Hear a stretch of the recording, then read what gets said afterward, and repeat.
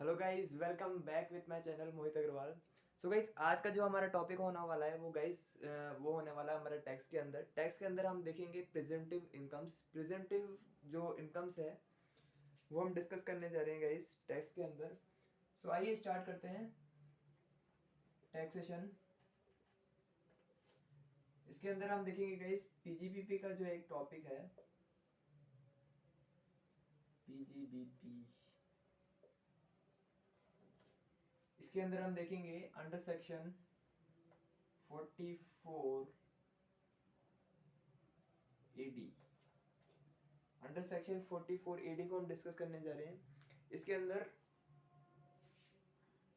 कि ये सेक्शन किस किस के अंदर अप्लाई होता है एंड कौन कौन सी ऐसी कंडीशंस है जिसके अंदर ये सेक्शन क्या होता है, एप्लीकेबल होता है। सो आइए गाइस स्टार्ट करते हैं इस सेशन को। सो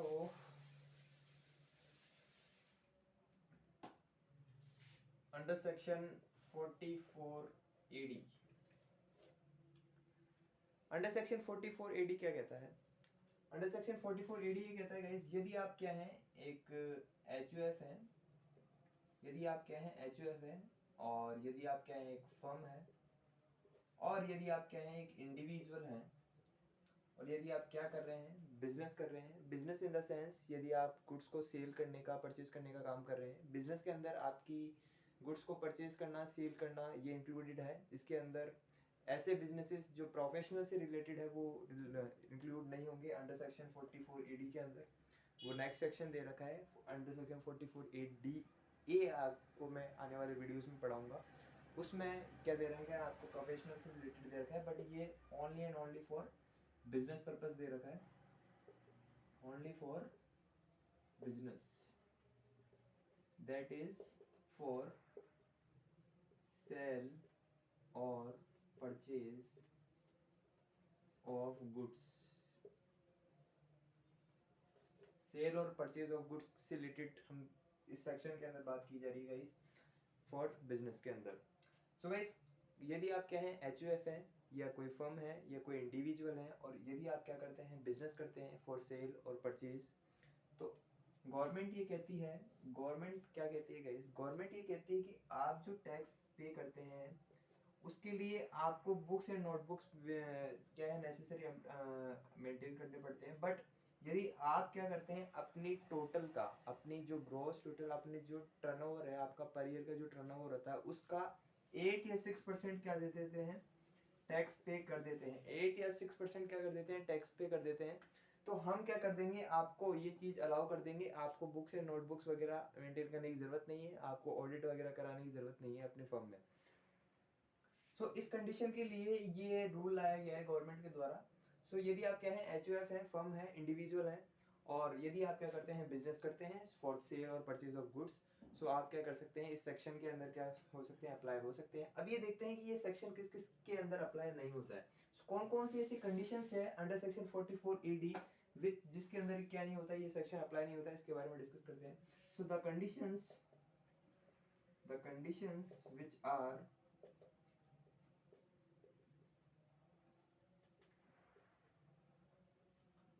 not allowed in under section 44 AD। 44 AD के अंदर जो सेक्शंस, जो कंडीशंस अलाउ नहीं होगी वो कौन कौन सी है गाइस? पहली ये कंडीशंस है कि यदि आप क्या करते हैं, इसके अंदर क्या नहीं इंक्लूड होगा, इसके अंदर अंडर सेक्शन 44 ए के जो बिजनेस है, business related to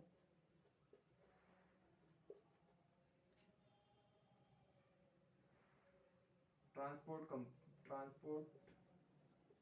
goods, transport of goods क्या नहीं होगा गाइस, इंक्लूड नहीं होगा। सेकंड कंडीशन देखते हैं। सेकंड कंडीशन ये देखिए गाइस, यदि आप क्या करते हैं, यदि आप कोई सर्विस की एजेंसी करते हैं, किसी सर्विस की एजेंसी चलाते हैं, यदि आप कोई कमीशन का बिजनेस करते हैं, या यदि आप कोई ब्रोकरेज का क्या करते हैं बिजनेस करते हैं, तो गाइस ऐसे बिजनेस भी क्या नहीं होंगे, इस सेक्शन के अंदर अप्लाई नहीं होंगे। आप क्या नहीं कर सकते, इस सेक्शन को अप्लाई नहीं कर सकते। ये सेक्शन ये कहता है कि यदि आप क्या कर रहे हैं बिजनेस कर रहे हैं, तो बिजनेस के अंदर आपकी सेल और परचेज से रिलेटेड क्या होनी चाहिए, एक्टिविटीज़ होनी चाहिए बिजनेस के अंदर। सेल और purchase related in the sense goods की एक्टिविटी होनी चाहिए, गुड्स का आप क्या कर रहे हैं, सेल आउट कर रहे हैं, गुड्स को क्या कर रहे हैं, परचेज कर रहे हैं, ऐसी एक्टिविटीज़ यदि आप कर रहे हैं बिजनेस के अंदर तो अंडर सेक्शन 44 AD आपको क्या कर लिए जाएंगे, ऑप्ट कर लिए जाएंगे। आप क्या कर सकते हैं, अंडर सेक्शन 44 AD को क्या कर सकते हैं, ऑप्ट कर सकते हैं। सो गाइज इसके अंदर अपन ने देखा, पहली कंडीशन हमने देखी कि यदि क्या करते हैं, यदि 44 AE क्या करते हैं, 44 AE ऐसे बिजनेस जो अंडर सेक्शन 44 AE में कवर होते हैं, जो ट्रांसपोर्ट ऑफ गुड्स रिलेटेड क्या होते हैं, बिजनेस होते हैं। गाइस ये सेक्शन भी हम पढ़ेंगे आने वाले वीडियो में। सो पहले ये कंडीशन है कि ऐसे कंडीशंस में ये अंडर सेक्शन 44 AD अप्लाई नहीं होगा। सेकंड, यदि आप क्या करते हैं, कोई एजेंसी सर्विस करते हैं, एजेंसी सर्विस का कोई बिजनेस करते हैं। सेकंड, यदि आप क्या करते हैं, कोई कमीशन का बिजनेस करते हैं, यदि आप कोई कमीशन का बिजनेस करते हैं, यदि आप कोई ब्रोकरेज दलाली का कोई काम करते हैं गाइस, तो ये बिजनेस के अंदर क्या नहीं होगा, इंक्लूड नहीं होगा। अंडर सेक्शन 44 AD को क्या नहीं कर सकते, आप ऑप्ट नहीं कर सकते। इसके अंदर जो प्रेजेंटिव इनकम्स है, इसके अंदर जो बेनिफिट्स है, इसके अंदर जो कंडीशंस है वो क्या नहीं होगी, बेसिकली अप्लाई नहीं होगी। सो हमारा हो गया एजेंसी ऑफ सर्विस, कमीशन और ब्रोकरेज। ब्रोकरेज या यदि आप क्या करते हैं, लेते हैं देते हैं, दलाली का यदि काम करते हैं, तो इसके अंदर बेसिकली क्या नहीं होगा, इंक्लूड नहीं होगा। थर्ड जो कंडीशन आती है गाइस, इसके अंदर जो आपका बिजनेस का जो टर्नओवर है अप टू 2 करोड़ ही होना चाहिए। 2 करोड़ से यदि एक्सीड करता है तो ये सेक्शन क्या नहीं होगा, अप्लाई नहीं होगा। ये सेक्शन ये कहता है कि यदि आपके बिजनेस का टर्नओवर इन एक फाइनेंशियल ईयर में 2 करोड़ तक का है तो हम ये सेक्शन क्या कर सकते हैं, आपको अप्लाई कर सकते हैं। बट यदि आपका बिजनेस का टर्नओवर एक्सीड कर जाता है 2 करोड़ को, मतलब the business exceed which amounts, the business exceeds the turnover in a financial year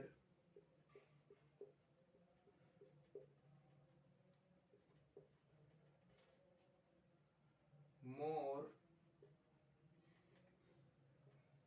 to 2 crore rupees, then this section is not apply। Means यदि ये सेक्शन यदि आपको क्या करना है, ऑप्ट करना है, तो आपको क्या चाहिए, आप क्या कर सकते हैं, यदि आपके बिजनेस का turnover up to 2 crore rupees है या इससे कम है तो आप क्या कर सकते हैं, अंडर सेक्शन 44 AD को क्या कर सकते हैं, ऑप्ट कर सकते हैं। और इसके अंदर आने वाली सारी कंडीशंस, बेनिफिट्स को क्या कर सकते हैं, आप एंजॉय कर सकते हैं। So that are the conditions guys.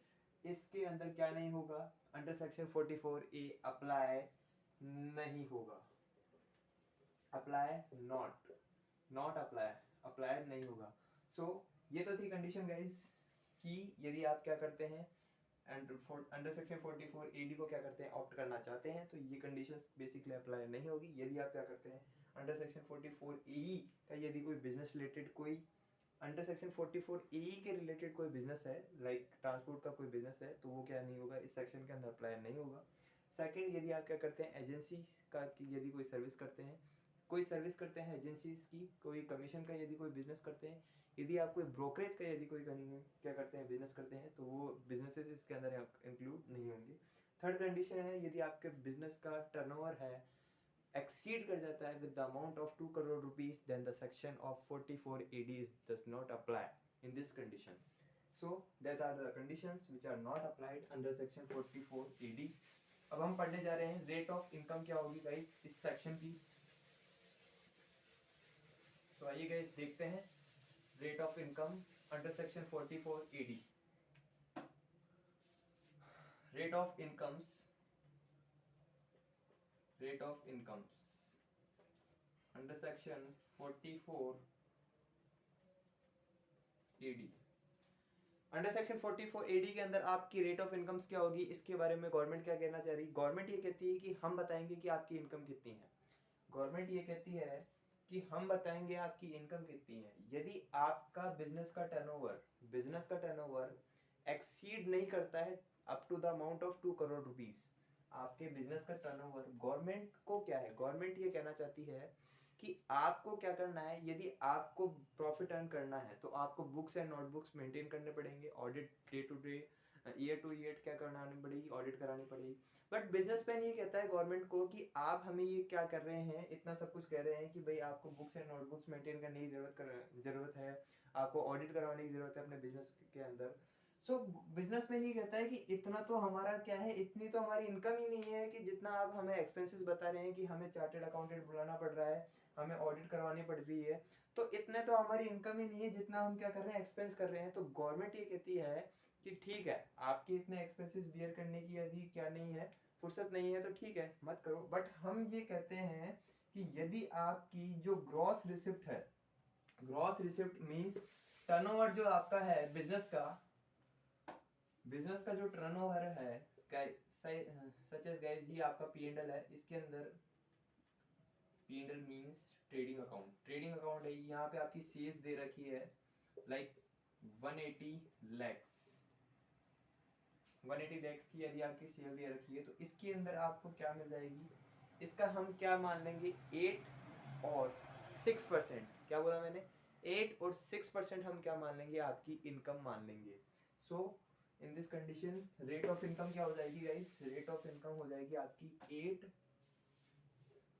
8% और 6%, 8% और 6%, 8% होगा इन द कंडीशन यदि आप क्या करते हैं, रिसिप्ट रिसीव करते हैं, रिसिप्ट रिसीव्ड इन कैश, यदि आप क्या करते हैं, ये जो आपकी ग्रॉस रिसिप्ट्स है, जो आपके टर्नओवर की जो रिसिप्ट्स है, वो आप क्या किस में रिसीव करते हैं, कैश के अंदर रिसीव करते हैं, तो आपको 8% क्या करना पड़ेगा, अपनी इनकम का 8% क्या करना पड़ेगा, टैक्स पे करना पड़ेगा। बट यदि आप क्या करते हैं अपनी जो ग्रॉस रिसिप्ट है वो अदर देन कैश यदि क्या करते हैं, रिसिप्ट करते हैं, तो आपको क्या करना पड़ेगा, 6% आपकी जो टोटल ग्रॉस रिसिप्ट है उसका 6% हम क्या मान लेंगे, इनकम मान लेंगे। So that is the conditions under section 44 AD। सो अब हम पढ़ने वाले हैं गाइस कि कौन कौन सी ऐसी कंडीशंस है जिनको हमें क्या करना पड़ेगा, अप्लाई करना पड़ेगा अंडर सेक्शन 44 AD को ऑप्ट करने के लिए। सो आइए देखते हैं कौन कौन सी ऐसी कंडीशंस है जिसको हमें क्या करना पड़ेगा, ऑप्ट करना पड़ेगा अंडर सेक्शन 44 AD को अप्लाई करने के लिए। सो the conditions for applying under section 44 AD, यदि आप क्या करना चाहते हैं, 44 AD को ऑप्ट करना चाहते हैं और 44 AD सेक्शन को ऑप्ट करना चाहते हैं, तो ये कंडीशंस आपको क्या करनी पड़ेगी, अप्लाई करनी पड़ेगी। फर्स्ट, यदि आप क्या करते हैं 44 सेक्शन को 44 AD को क्या करते हैं, ऑप्ट करते हैं, तो आपकी जो under section 40 under section 32 30 under section 38 के अंदर जो डिडक्शंस आपको क्या कर रखी है, अलाउ कर रखी है, ये डिडक्शंस क्या नहीं होगी, आपको इस सेक्शन के अंदर अलाउड नहीं होगी। सो ये डिडक्शंस क्या नहीं होगी, आपको नॉट अलाउड। गवर्नमेंट ये कहती है कि यदि हमने क्या मान ली, आपकी डायरेक्ट इनकम मान ली, तो हम क्यों आपको अंडर सेक्शन 40 30 to 38 क्या जो हमारे डिडक्शंस दे रखी है वो अप्लाई कराएंगे। सो आपको ये डिडक्शंस अप्लाई नहीं होगी इन दिस कंडीशन। सेकंड ये कंडीशन कहती है यदि आपका बिजनेस का जो टर्नओवर है वो एक्सीड कर जाता है up to the amount of 2 crore rupees, तो ये कंडीशन क्या नहीं होगी, अप्लाई नहीं होगी। और यदि यदि आप क्या करते हैं अंडर सेक्शन 44 को क्या करते हैं, ऑप्ट करते हैं, तो इस कंडीशन के अंदर आपको बुक्स और नोटबुक्स मेंटेन करने की जरूरत नहीं है, ऑडिट कराने की भी जरूरत नहीं है बिजनेस के अंदर। So the second condition is the books, there is no requirement for maintaining books of accounts and audit tax। And the third condition guys ये आती है कि यदि आप क्या कर लेते हैं अंडर सेक्शन 44 AD को वंस यदि आप क्या कर लेते हैं, ऑप्ट कर लेते हैं, तो आने वाले फर्दर आने वाले जो 5 ईयर्स है आप उसको क्या नहीं कर सकते, ऑप्ट आउट नहीं कर सकते, ऑप्ट आउट नहीं कर सकते। आपको वो 5 ईयर्स तक क्या करने पड़ेंगे, कंप्लाई विद करने पड़ेंगे। बट यदि आप क्या करते हैं इन 5 ईयर्स के अंदर क्या करते हैं उसे ऑप्ट आउट कर देते हैं, सो आपको क्या नहीं होगा, ये सेक्शन क्या नहीं होगी, अप्लाई नहीं होगी। सो यदि ये आपका ईयर है गाइस, ये आपका ईयर है, यदि आप इस ईयर में क्या करते हैं अंडर सेक्शन 44A को ऑप्ट करते हैं, अप्लाई करते हैं, तो आपको आने वाले अपने फर्दर 5 ईयर्स के अंदर क्या करना पड़ेगा, इसको अप्लाई करना पड़ेगा। बट इन दिस कंडीशन यदि आप क्या करते हैं बीच में इसको क्या करते हैं ऑप्ट आउट करते हैं, सो इन दिस कंडीशंस ये कंडीशन क्या हो जाएगी, डिसअलाउड हो जाएगी, और इसके अंदर आपको क्या करना पड़ेगा, बुक्स एंड नोटबुक्स मेंटेन करना पड़ेगा, प्लस ऑडिट भी करवानी पड़ेगी आपके बिजनेस के अंदर। और सेकंड कंडीशन ये कहती है कि यदि आप इसको ऑप्ट यहाँ पे ऑप्ट आउट कर देते हैं बीच के अंदर, तो नेक्स्ट 5 ईयर्स तक क्या कर नहीं कर सकते आप, अंडर सेक्शन 44E को क्या नहीं कर सकते, ऑप्ट नहीं कर सकते। So that is the condition guys for opting out the under section 44AD। So that is the conditions under section 44AD। Thank you guys, thank you very much, thank you all.